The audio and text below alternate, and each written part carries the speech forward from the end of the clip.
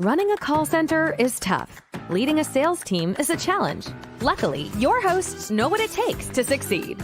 What you can expect from your two guides? Conversations that won't be overly scripted, definitely not salesy or boring, just filled with as much value as possible.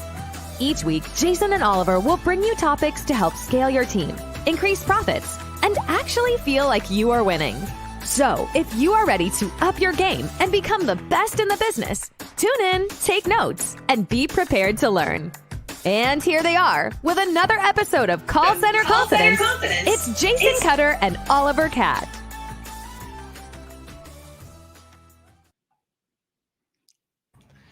What's going on, everybody? Happy Wednesday, as usual. Mr. Oliver, you're looking very sharp, very bright today, and I'm looking very fancy with my background is back. We are back, baby. What's going on? How are you today? Let's start off with that. Hey, I'm very good, Mr. Cutter. Very good indeed. Thank you. How are you? You good? Everything good? I am good. Living the life. Things are always fascinating, always fun, always interesting. Always in a state of something's going on, always creative things, always good stuff. Good. So here we are. This is episode week 14 of the Call Center Confidence with Cutter and Catt. For people tuning in, welcome. Make sure to say hi in the comments. Let us know where you're from. We got people listening all over the world, different contingents following Mr. Oliver, following me. Other people we haven't met yet that are tuning in. So please just drop a comment, say hello, especially before we dive into stuff that is probably going to trigger some people today, maybe make people tune out. I don't know. But yeah, let's all be friends to start before things get real. And here we are, Mr. Ryan Butler, the great connector, the one who actually brought us together and introduced us to each other last year, is saying hi. He's tuning in. Mr. Butler, the intro to the podcast. We appreciate you, Ryan. We miss you. Be great to chat. We should probably have you just come on the show at some point, maybe a special guest. I was going to say, I think we both reached out to him, Ryan. You've just been too busy to speak to us, you set up the awesome duo and then just sayonara. And then they left. That's all right. That's what some people do. They just connect and then they move on and they plant seeds and they move on. Like the great David Meltzer says, it's all about planting seeds for trees that you'll never sit under. And so you just never know where things are going to go, which is always awesome. So exactly. Why don't you give us some updates from your side? It's always fun while people are kind of tuning in, getting caught up, maybe grabbing a beverage while they enjoy some Call Center Confidence. Give us some updates on the operational side of the show. No, absolutely. First of all, evening, Rich. Evening, show. How you doing? Welcome to the show this afternoon or this evening, depending on, or this morning, wherever you're actually listening from. But some big updates. So first of all, the website has been updated, callcenterconfidence.com, spelled the American way. On there, we've got all your previous both, episodes. By the way. We do need to set up the other one for you and your group. Yeah, sure. Rich, we got you covered, buddy. Don't worry. We're going to spell center with an R-E. We're good. That's going to be pointed at the existing one. Website's live with reminders, so you can register for mailing lists. You can register for the live episodes, so you can get emails with links. It's all automated, which is fantastic. So that's the great thing. The other news is our registration site has been updated as well, which is Luma /Call Center Confidence. So LU.MA Call Center Confidence. Go on to there and you can register today and you don't even have to worry about it. It takes you straight to the website. You can watch it live and you haven't even got to bat an eyelid to do it. We've got people watching from the UK and the US on the website right now looking at the stats. So thank you very much, viewers. That's always great to see. We got Caribbean as well watching, Eastern Caribbean, Northern Caribbean. Everybody is tuning in today. It's a great day. And we got some big news, some very big news for those of you that are watching now, for those of you that are listening live post. Oh, you don't just have to go on the website. You don't just have to go to YouTube. You don't even got to go to Instagram. Mr. Cutter in the background has been pedaling away, smashing it out of the park this week because officially, and Jason, I'll let you crack out this news right here. Go for it. We talked about it for feels like forever. We threatened to put this into podcast form and turn it into that and make it available for replays easily at scale. And we have done it, ladies and gentlemen. We are officially on the podcast broadcast platforms. So Call Center Competence with Cutter and Catt is now available on iTunes, Stitcher, Spotify, Amazon Podcast, which a lot of people don't realize they have podcasts on there too. There it is. Mr. Oliver is showing off the goods. When what happens with the other podcasts I've done is once it's on those platforms, it just spreads and it's available everywhere. So by the time you are watching the replay of this, it's everywhere. By the time you're listening to it on a podcast, that's awkward because you already know about it on the podcast. So it's like one of those Inception things where it's inside the inside. Like, I don't know. But yeah, so make sure to subscribe. Make sure to share it with other people you know in the call center space. Also, if you're listening to this and if you're a fan of podcasts, definitely subscribe and download. That helps it spread out. If you're not a huge fan of podcasts, but you want to support us, go into like iTunes is the best one and leave a rating and a review that helps other people to find it. If you've ever listened to podcasts, you hear people talk about that all the time. That would be the biggest thing. So we can move that up and just kind of spread this out there. And really, again, the main reason we do this, because we don't charge, it's currently not sponsored, although we're open for that, is to give back to the community and just help in general. Just give away the best that we can, support everyone in the best ways that we can, because we just have fun. Anybody who's tuning in. So, Rich, thanks for subscribing. Trisha, welcome to the show. Thanks for tuning in. And so, yeah, that's the big announcement. Make sure to check it out. Man, I got to say, for a second now, I thought you were going in one direction when you were like, into support us. I thought you were just going to drop up like PayPal subscription at the bottom. Not yet. Donate here. Help us pay the bills and keep the lights on. It's all good. But no, as Jason said, some big news, some big moves forward. And look, we'll keep it nice and short on that because we've got so much content to get through today. It's going to be ridiculous. And today, I don't know why I've got a sneaking suspicion that we are going to be running into a 2-part episode on this one. So again, it's good that you got iTunes or Spotify or any of the other platforms because you can just pick it up in the car. I actually plugged my phone into the car and it came up on the dashboard yesterday. And I was like, oh, we're online. It's great. It's good. I feel like a celebrity, but we're not. Yeah. So anyway, right. Jumping straight into this one, straight off the bat, it's the post we've been talking about last week. It's the topic that's on the screen right now, and that is managing managers who don't manage, or who can't manage, or who struggle to manage. We spoke about it briefly at the end of last week's show, Jason, didn't we? And, we were talking about how we move from performance plans and development plans into these types of environment, especially in a call center, when we've got managers that can't manage. How do we manage them? How do we deal with them? And I think it's one of the biggest topics that either people know how to deal with because they're a senior director, C-suite VP, whatever it might be.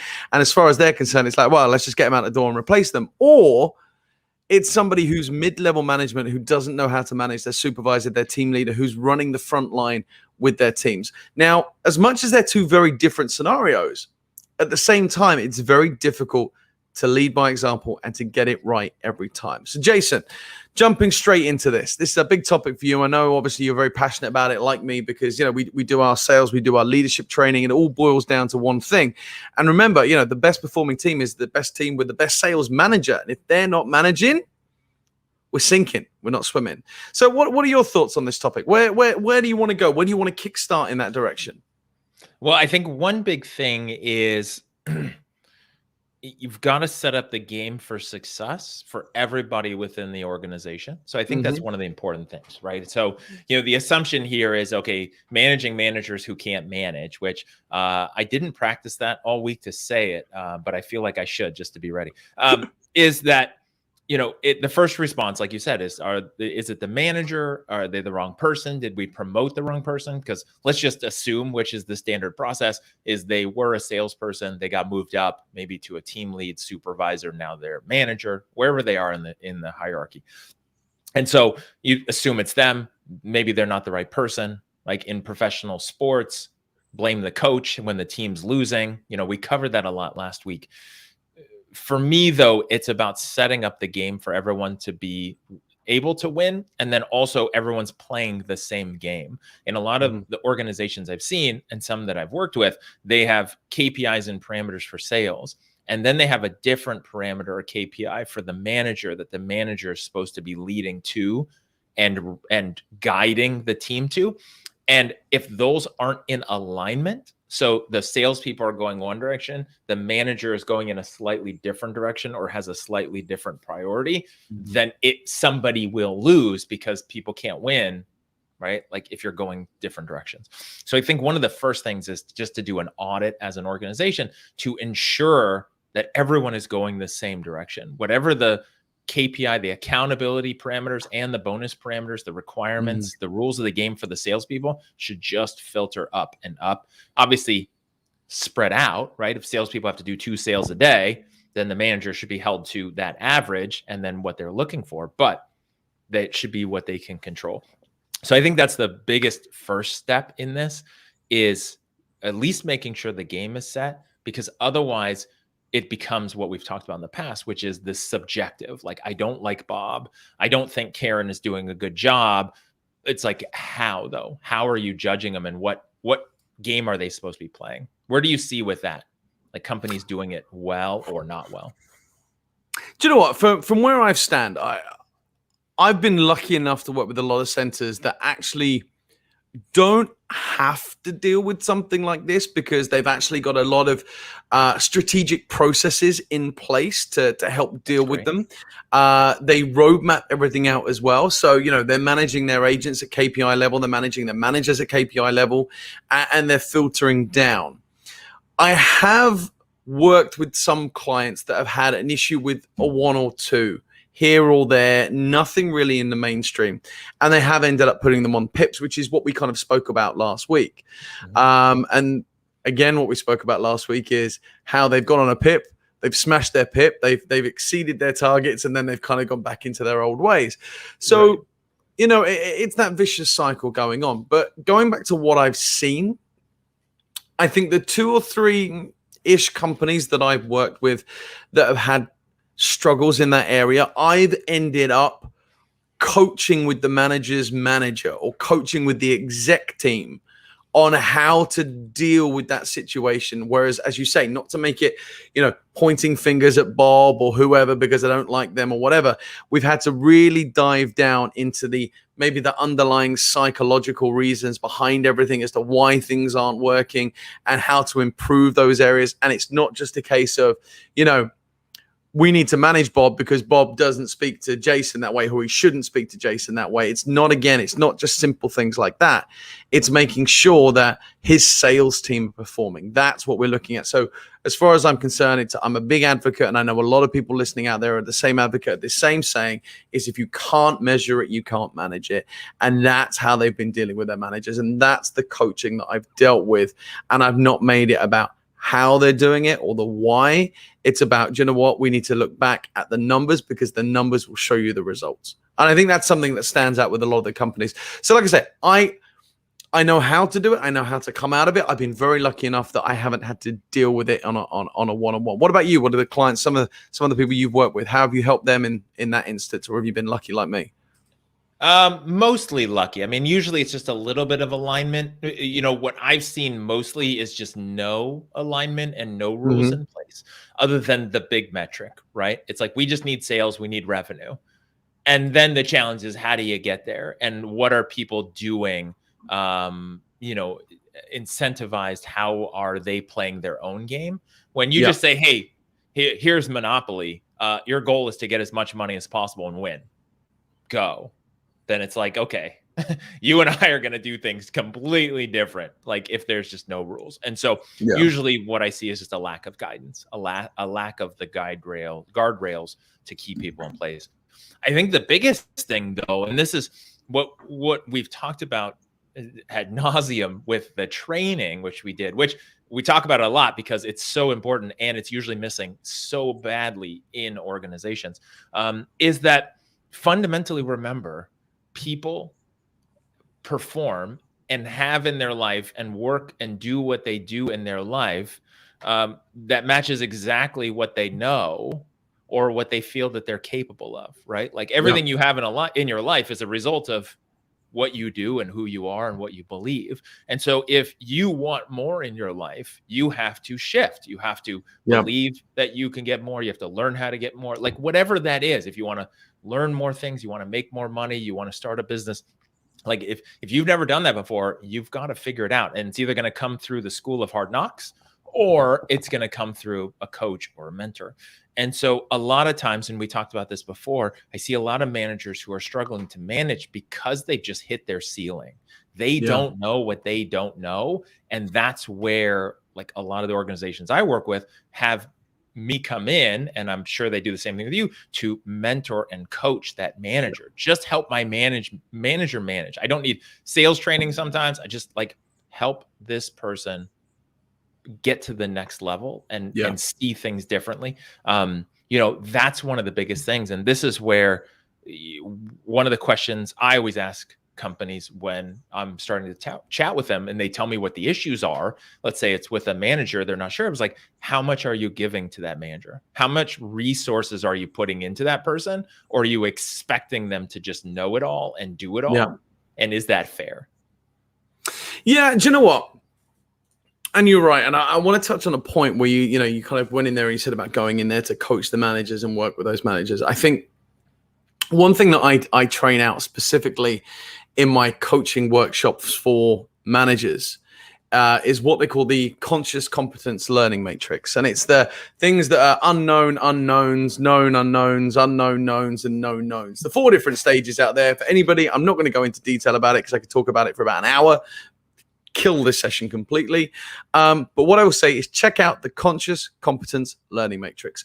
And the reason why I talk about that is the 4 stages of the eureka moment, where you go in there and you don't know what you don't know, as quite rightly is what you just said a minute ago, all the way through until it becomes conscious and it just happens. You know it because you do it because you've done it for so long.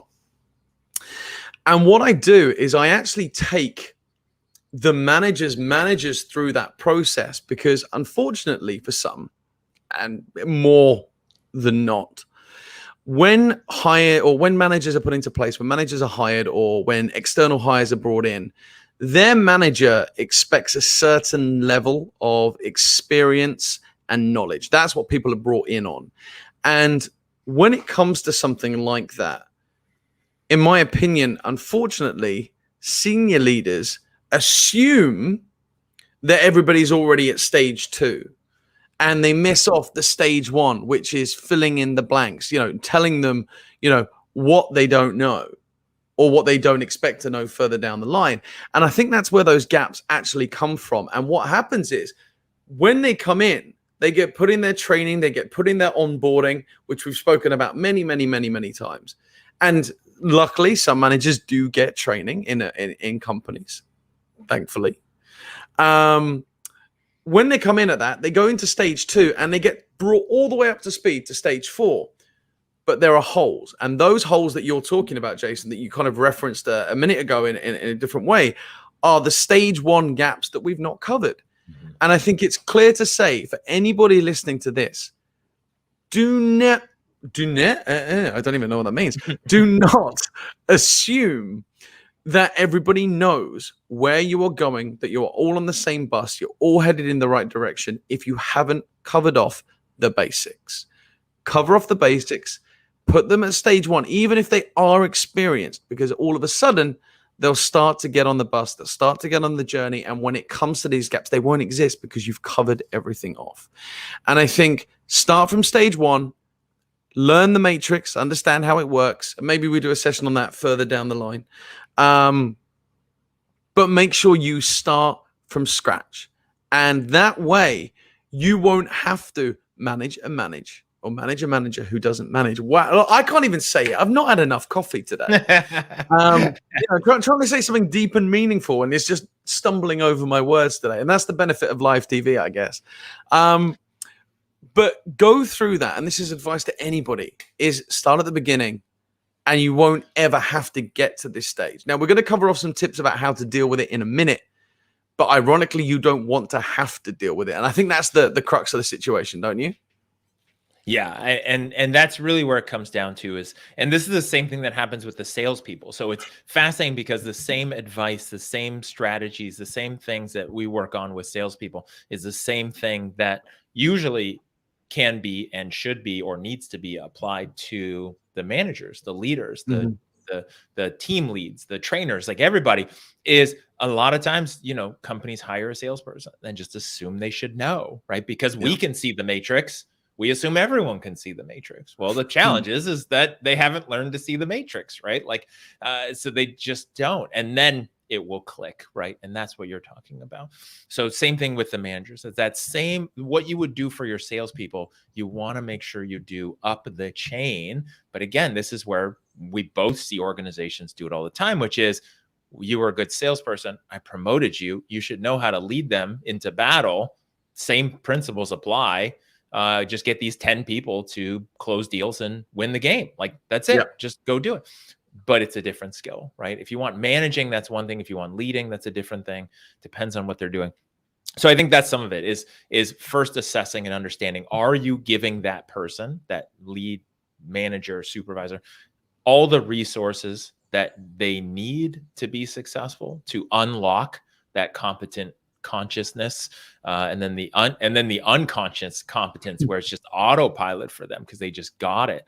Are you giving them all those resources? And if the answer to that is no, then you cannot blame them for their lack of success, right? Because the point of this is how to manage the managers who aren't managing. But if they're not managing because you haven't set them up to win, then whose fault is that? Yeah, and nobody likes to be set up to fail. That's anybody at any level, FYI. And I think that's the key takeaway on that one. Okay, right. So look, let's say we're in this situation. Let's say we are dealing with a manager that is not managing, and we'll start kind of on the front line. So let's start with a team leader or a supervisor or a team manager. Okay, so these guys have a bunch of salespeople working for them. Okay. Now, the company identifies that the manager is not managing the team. Now, this can be for a mixture of reasons. One, they're either not hitting the KPIs. Two, the manager is letting people get away with things. For example, their productivity is off, or their lateness is off. It can be any wide range of things. But this is at frontline level. Now, we know that we either need to train this person or we need to kind of manage this person. Now, you would expect at a certain level, when you step away from the front line, when you become that manager, when you become that supervisor, you become the company, because you have to toe the company line. You're a different person now. Your peer group has changed, your background has changed, but we need to go in there as a operations manager or as the sales manager that has those individual teams reporting into them. And you have to pull this one person up. You need to approach it in a very different way, because this is your sales team.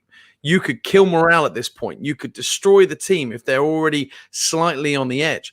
What advice would you give somebody on the approach of how to make sure that you do this the right way? And I'm not asking about the specifics about how you converse with them, but how would you approach this sales manager to have the initial conversation to say, hey, you are not managing your team effectively? What would you do? I'm putting you on the spot with that one. Yeah, I love it. And I'm going to answer that question by not answering that question, because, we're salespeople, so we just don't answer questions. So here's my actual answer to that question, which is usually tough because this step has already been missed. If you want to manage people effectively, which is what we talked about, the salespeople as well. And I keep bringing this up because literally it's the same things that you would want to do with them that you would do with your managers, is you have to set the right expectations up front. Right? When you're talking about that tardiness or people getting away with things on the operational side or missing the quota, the KPIs, what needs to happen when that person is moved up or into that new role is they need to understand what's important and why. Right? All the expectations need to be set, because it is very ineffective, let's say 3 months, 6 months later, if nothing was set as far as the value and the importance of all the things that are required, to then come to that person and say, hey, by the way, you have an attendance problem. And, what are you going to do to fix it? Or you're now in trouble. It's like, well, that's not fair. I didn't know. Right? So the first thing is you've always got to set those parameters. And I think that's really what helps a lot, is where you say, this is important, and here is why it's important. And the reason why it's important is for this, this, and this, right? It's super critical. And this is the part that a lot of people in sales don't understand until they move up in the organization, is they don't understand the business side of everything involved with running a sales organization or a call center. Salespeople think, give me more leads, give me all the good leads, stop giving me crappy leads, stop giving me the crappy shift, stop giving me the desk that's got the slow internet because that's killing my productivity. Put me at the desk near the good leads, wherever those come into the building, whatever that looks like. Super side note, because I've been accused of that as a salesperson, that I sat closer to the internet, so I had all the good leads first. And so, looking at all that, salespeople are just thinking about themselves, their productivity, their income, their job security. They don't understand the business. They don't understand what it means to have people who are late, especially if you're driving inbound calls and calls are being missed. What does that mean to the company? Like, what are the costs associated? Like, what's the business of running the business?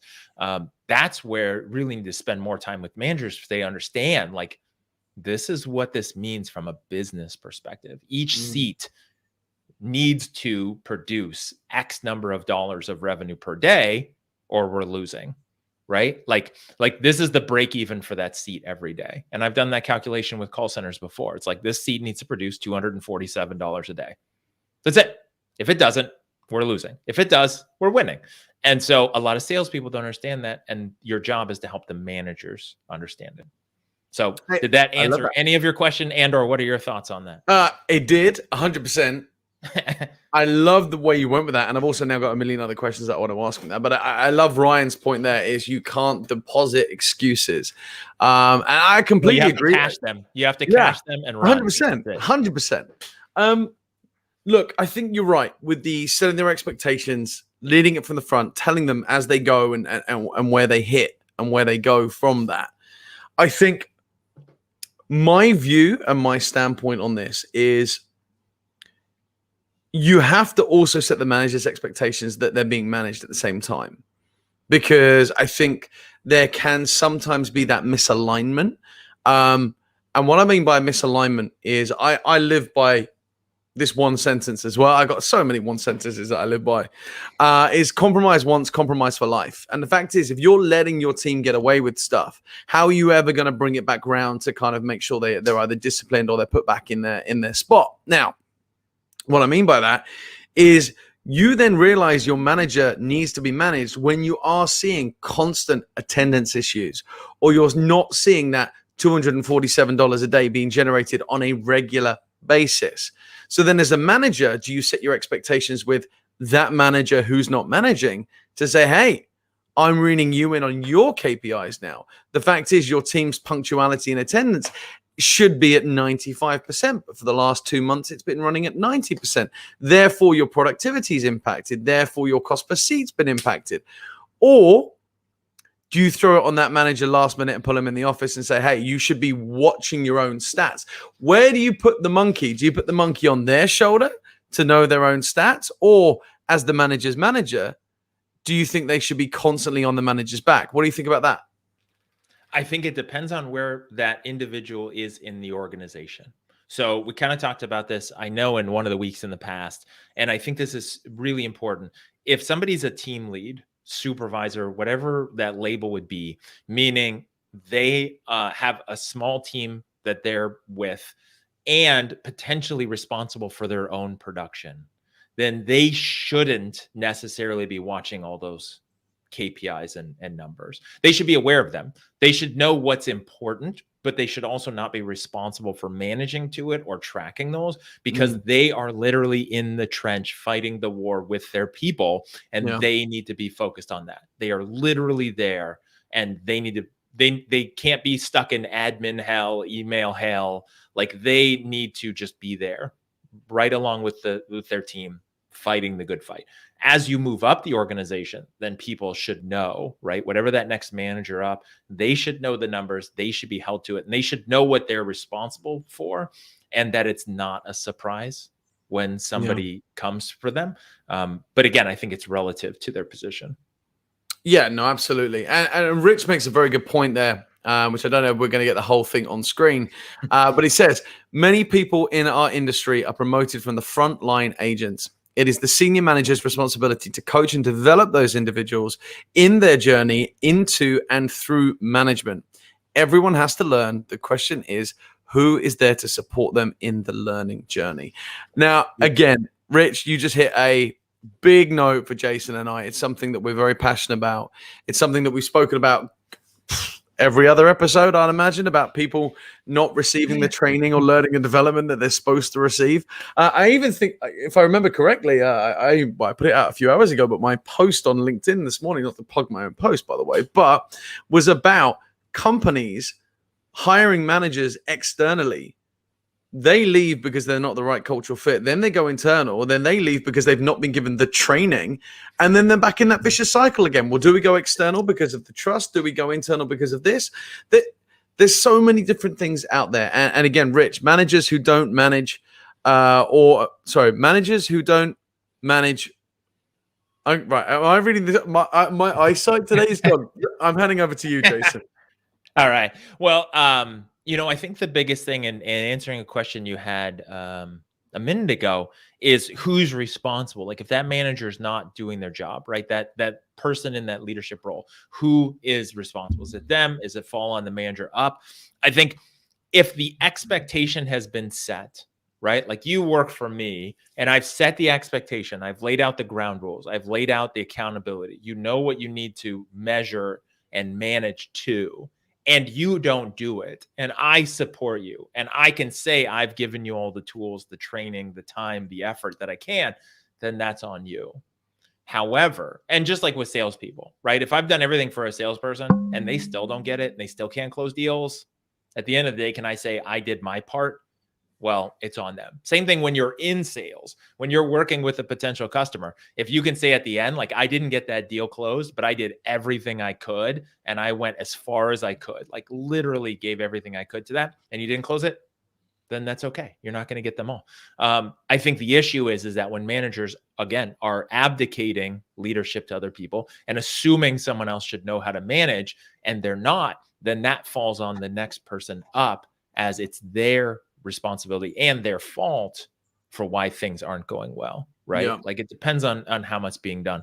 And then Rich threw in, we can't promote or employ and just leave them to it. It needs to involve leadership. And that is the fundamental thing that organizations, if they can get that one thing, it will shift things so much. Oh, 100%. 100%. And that is what makes the difference between, somebody with mediocre and somebody with excellent training. And it also shows in the results of the team at the end of the day, whether it's CX, whether it's sales, whether it's technical support or any of those call center environments. At the end of the day, you will see the difference when somebody has had the training and the support to deliver that. And I think it also boils down to companies that I've worked with before, where I think, they have in-house trainers, but the in-house trainers don't always, and I know we're going off on a topic here, but in-house trainers don't always have the skill set they need to train managers when they're promoted into the role. Mm-hmm. And for me, my gut on that I've seen in all the companies that I've worked for is those trainers have been hired as product trainers or sales trainers or induction trainers, because that's the company need. That's what you need to get your company up and running. The problem you have is when you need to implement something of a niche or something of a specific area. When somebody says, hey, I need something on negotiation skills. Well, hang on a minute, I'm a sales trainer. All right, yeah, but you negotiate in sales. Yeah, but I need just negotiation skills. Not everybody has that training because they know how to counteract sales. Again, it should be part and parcel of it. But where do we go for these niche areas? I was just going to say, let's just call us, but that's where we go with that one. And again, Rich, tongue twister special this week. Honestly, I don't even know what I'm saying today, Rich. I've had coffee. I think I need something stronger. And this is just water.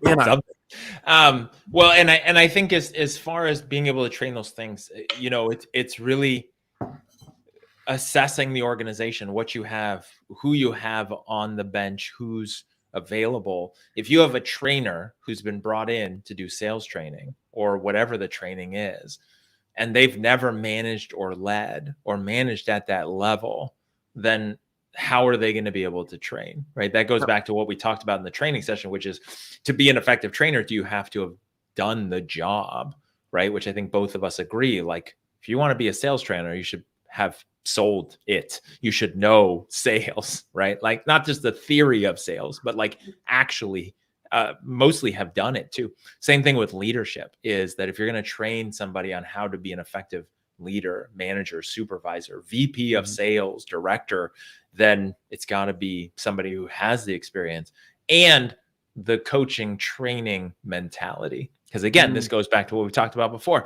Just because somebody is good at it or has done it before doesn't mean they're going to be a good teacher of it or a mentor or a coach. We see that all the time.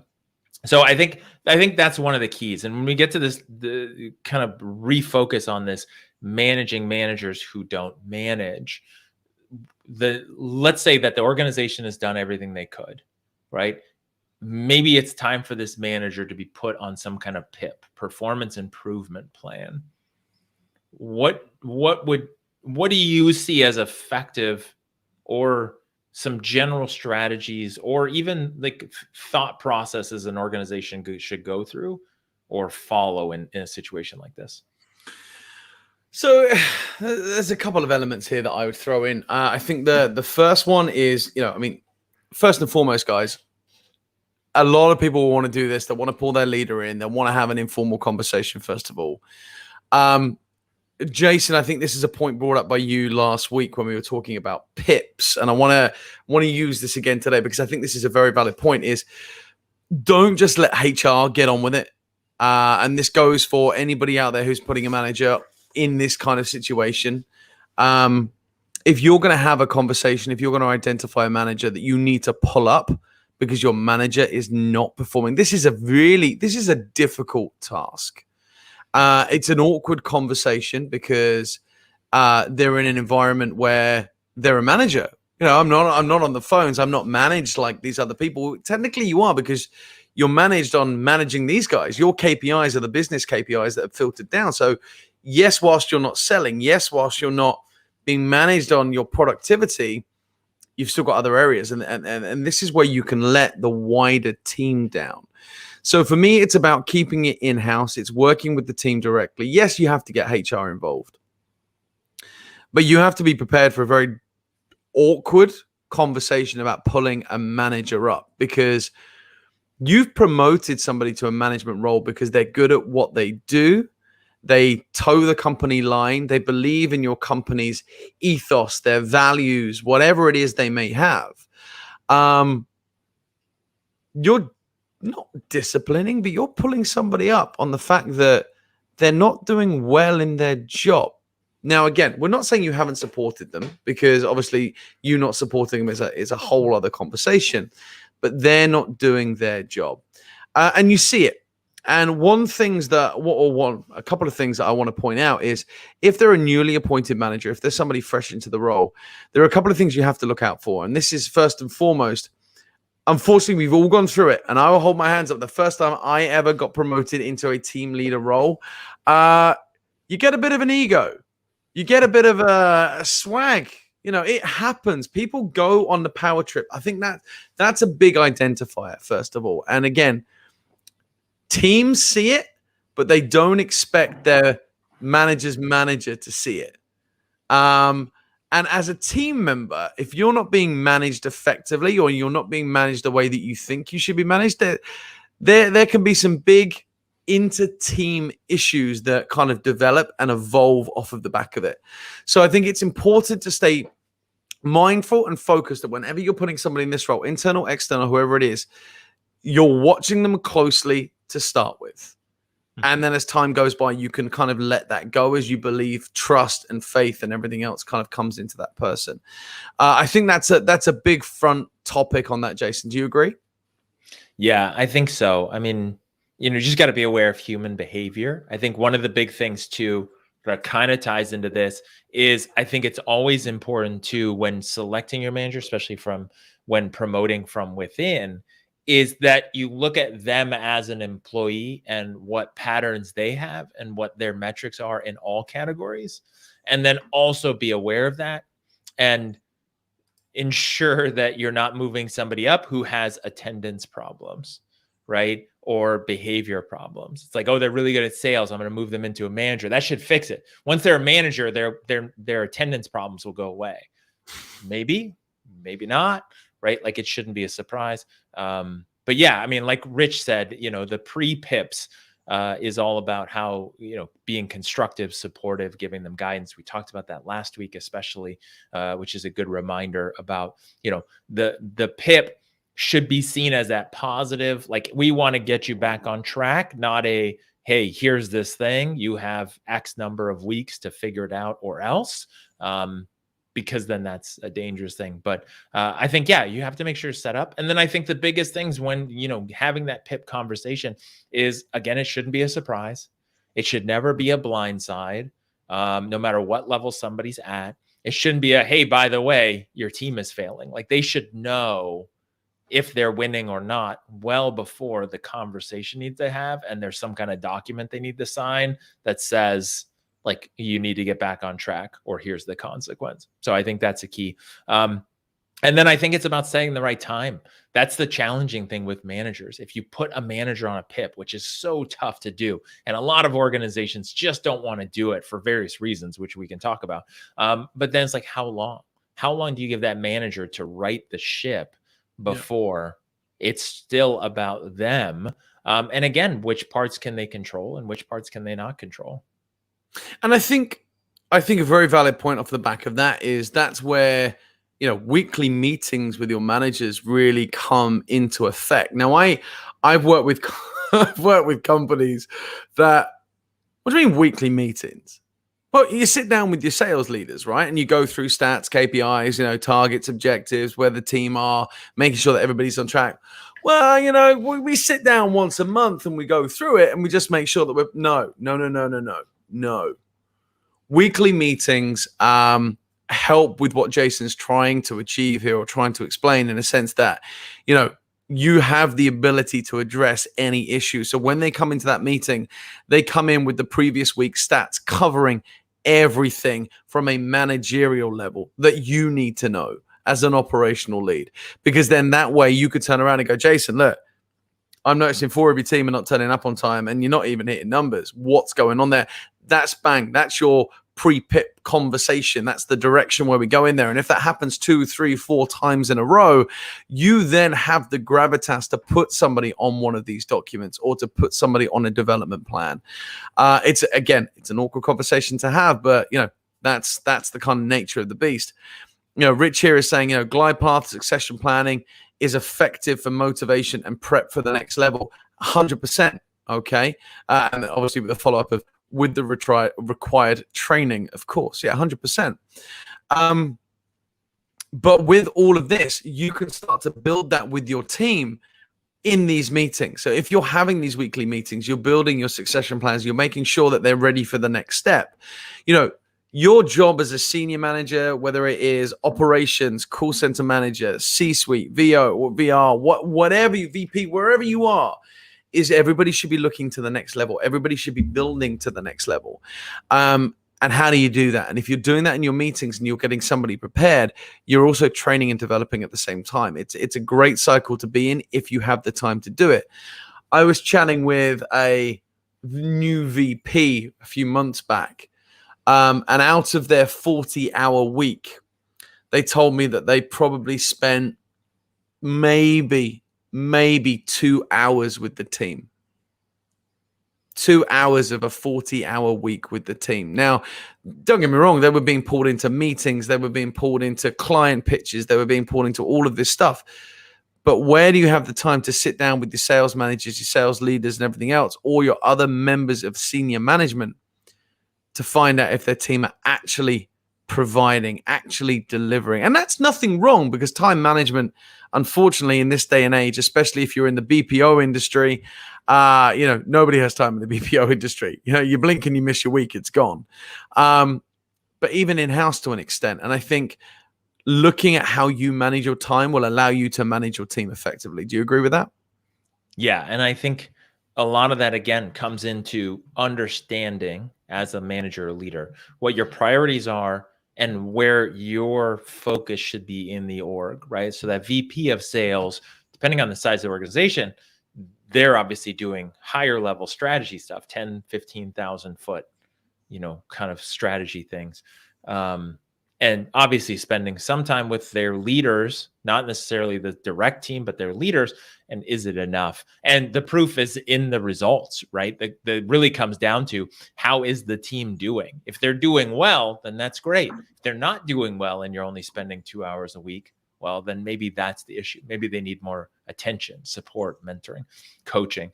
And I think that's one of the parts that's really important, is to look at how is the team doing? How is that manager doing? And again, this goes back to, are you giving them everything that you can, or are you making them just figure it out on their own? On a completely different topic, and this is where it gets interesting. And so I just want to put this out there and then see where this conversation goes with us. When we're talking about managing managers who don't manage, and like the PIP and then the pre-PIP, and then like how do you get them to do what they do? Here's the biggest thing I've seen, the biggest challenge I've seen with managing salespeople and managing sales leaders, managers, supervisors, okay, is that somebody who's good at sales is always selling. And when they're a manager, they're going to always be selling and explaining why it's not their fault, why they need more of this, why they need more of that. And it's tough to manage salespeople who can't or don't turn that off, right? Mm-hmm. And they're going to sell you on why it's not their fault, right? Like, always be like, there's a sale made every time, right? Either I'm selling you or you're selling me on why you're not going to buy. That's what it's like managing salespeople.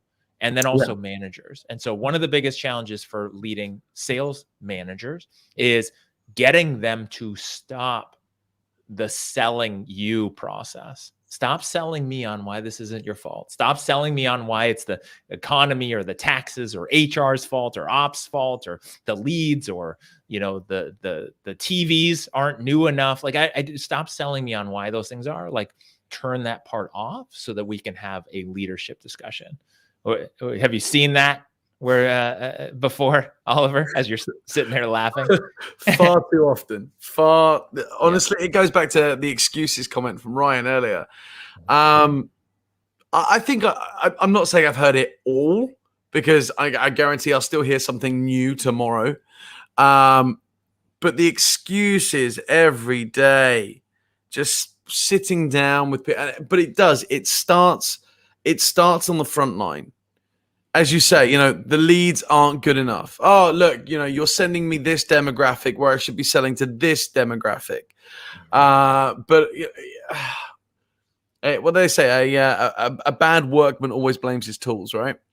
Right. And I think that's it. I love the TVs aren't new enough comment. I've never heard that one. So that's I once had a manager who said, well, we don't have TVs in the office like the other one does, and that's why we're not closing more deals. And then we got TVs, and then it's like, hey, well, the other office has artwork and we don't. We feel like nobody cares about us. So if we had artwork, okay, here's artwork. Yeah. Now why aren't you closing deals? And I think it's so important. Especially, I see this a lot with owners, especially small organizations. They believe it all because it's so convincing. So buy that manager's sales pitch about what would really help the organization, instead of everyone stepping back and being truly accountable and differential to like, okay, where is the issue? Because sometimes it is the leads, right? Sometimes you do need TVs and gamification to help support the team. 100%. Right? But there's also a line where it's like, okay, but is everyone doing what they should be doing? And so I think that's one thing to always keep in mind is managers, good salespeople who don't turn it off will always be trying to sell you out of their predicament. Yeah, no, I can agree with that. I can agree with that. And I think, like I say, it's finding that happy medium, whether you want somebody to do it or not. And again, when you find that sales manager who does that, they will give you every excuse under the sun, which is why for everyone out there today, Jason and I have been pounding the drum with stats, KPIs, evidence, measuring, tactics. Go in there with information. Go into that meeting, go into that conversation, that weekly meeting with as much info as possible, because then that way nobody can pull any wool over your eyes. Nobody can say, hey, I need new TVs. No one can say, hey, we need to buy more data. And if you are worried that you're going to put a manager on a pip because, they're saying their data is bad, and that's why, their sales numbers are down. So you can assume, okay, so if the sales numbers are down, we're going to get the bad. We're going to get the dialer doesn't always work. We're phoning at the wrong time or phoning the wrong demographic. If you can cover off and go to your data guide, go to your data sets and say, hey, right, look, tell me, validate this data, then you can have those conversations. And as a manager's manager, if you know what you're talking about, if you haven't just blagged your way in it or sold your way into that role, then you should be able to go in there with as much information as possible and not sit there and go, oh, okay, yeah, no, I'll go and check the data. Because then you lose credibility as a manager. Yeah, because what doesn't work, which I see a lot, which is the manager's manager sits down with the manager and says, your team's not closing enough deals. I got it right. Do you like that? It says you're not closing enough deals. What's going on? Like, what is it going to take for you to close more deals? And just with that one metric, well, what do you like? Then it just becomes this sales battle back and forth. I think one other thing before we wrap this up today is let's chat real quick about why companies hesitate with managing their managers, which in my experience is usually the same reason they hesitate in overly managing salespeople or holding them accountable, which is, what are they going to do if they do put that manager on a pip and then they do have to let that manager go? Now, what the hell are they going to do? Yeah. Right. And so I see a lot of organizations who tolerate managers, leaders, team leads, supervisors, just like they tolerate mediocre salespeople, because it's either that mediocre manager or no manager. And then what? Right. So I'm going to say one thing, and I don't know whether it's going to be liked. I don't know whether it's going to be disagreed on. But what's the lesser of two evils? Would you rather have a manager that is sucking the energy out of your sales team because they're either on a power trip, they're not performing, they're not managing them properly, they're not managing them effectively because of this pip or whatever it might be, and you've got to let them go? And I'm going to jump back to a comment that Ryan and Rich have both made a minute ago on this.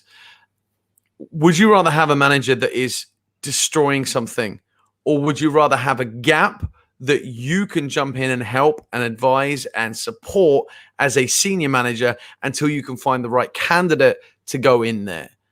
I know personally, I would rather roll my sleeves up, lose the manager on the front line, and go in there and go, hey, look, I'm going to put some more hours in because I know we're going to turn more money over if I go in there and help them. And that's not to say that, just because I'm the captain of the ship, I should do everything. In the back end, I'm still going to be looking for a replacement. I'm still going to be looking for somebody to jump in. But if I've had to get rid of them because of, and I want to touch on this comment here that was made a few moments ago, feedback from the sales team to the manager's manager is just as important as feedback from a manager to their manager. So jumping that, and then Rich backing that up with 360-degree rotational feedback at all levels, or the most important one, which is skip level feedback. The reason why I bring that up is because what if you've got to get rid of this person because their team have said, hey, this manager or your subordinate, my manager in the middle, is creating a living nightmare for all of us. That's why we're not performing. That's why we're struggling. And as that important feedback goes through the channels, you've got to realize that if it's resonating and you're seeing the results at the same time as you're getting this feedback, then you do have to do something about it. And I know this is a long-winded way of answering your question. I would rather have the gap 100% all the way forward, and I would put the hours in to backfill somebody and then train somebody to do that. And I have this conversation with somebody going, it's easier for me to do the work every day than to get somebody else to do it. Well, hang on a minute. Put in the extra couple of hours, train somebody to do what you do, and then step back.